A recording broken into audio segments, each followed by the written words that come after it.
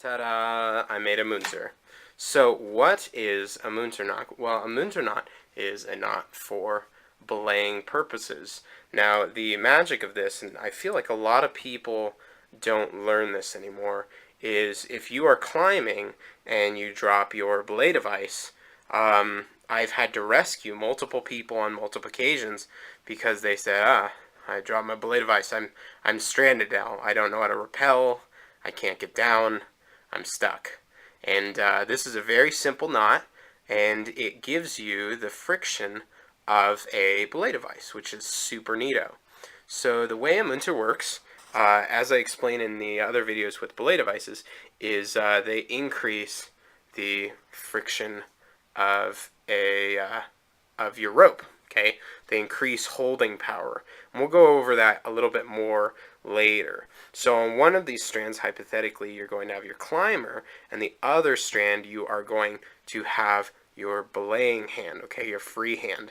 You'll notice, really cool thing about this knot is it flips. So a very quick way to check if you've done it right is if your knot flips, then you have something at least close to correct. And rather than a normal belay device that breaks down to the side, this actually breaks directly in line with your pole. Very different, but very, very important to know this knot in case of an emergency. So let's look a little bit about kind of the history and the mechanism of this knot. All right, so we're going to take a look at the Munter hitch.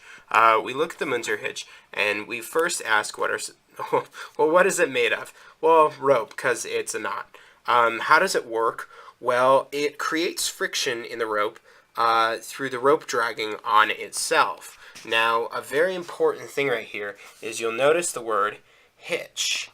Hitch-type knots, when you pull on them, they get tighter. So girth hitch, clove hitch, Munter hitch, all of them, when you pull on them, the knot gets tighter, which is a very important point to this knot and makes it so you can belay off of it. Not all hitches you can belay off of, but this one specifically you can.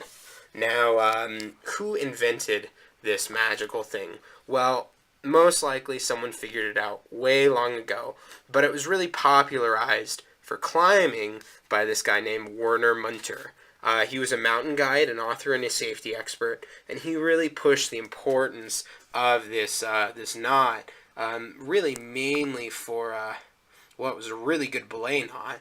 And if you drop your belay device, anything like that, it really can save you from being in a bad situation. So why is it important to climbing? I just mentioned that. If you dropped your belay device, you're going to have a bad time. Now the downside of this, it sounds like a miracle thing, which I'm going to show you one other cool thing this does. It twists the core of your rope due to the kind of the mechanism of how the rope runs through the knot. So a lot of people won't use it for a primary belay just due to the fact that it kind of screws up your rope over time. It's not going to mess it up if you do it 10 times, but if you do it every single time you climb, as I said, you're going to have a bad time. So one of the very cool things that this knot can do is it can tie itself off in what's called a mule hitch. So if I need to get off a belay and keep whoever's on belay safe, there's a very cool method of doing that, and I'll show you in just a second.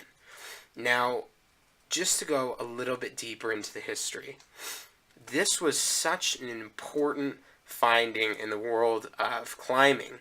Before, when people would belay, before these fancy belay devices, they would use what's called a hip belay, where we'll have our little happy guy, and this is we'll do an above image. So there's his arms, there's his face, he's looking that way, and he would run the rope around his body to belay off of.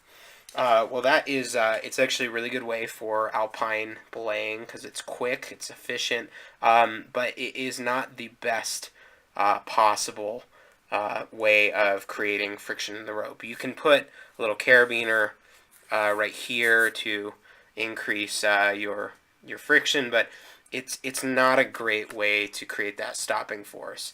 So rather than that, we move to a knot that tightens itself under load. So it creates its own friction, it creates its own stopping power. All you need to do is just put your hands on the other end, and the knot does the rest of the work. So let's look at the how we can tie off a munter in the circumstance that we want to get off belay. Alright, so with this, you can see, and this is not a super tight one because I don't have it loaded, we can lock off this knot. So if I was to pull on this end of the rope, this knot would slide up into this guy right here, locking it off and creating a safe system in which you can get off belay. Say your climber gets their hair stuck in a rappel device or a belay device while they're on rappel. You have them on 2 separate ropes. You can lock off one rope and hang them on that one, and you can loosen up your rappel, retie your mule hitch, and get them going again. So this is a very incredible knot, super important, and like I said, as you pull on it, it tightens up due to the hitch nature of this knot. So very useful and super important to the history and to real-life rock climbing. So thank you so much for watching my videos. I hope you enjoy the other ones that I posted up, and I hope you have a wonderful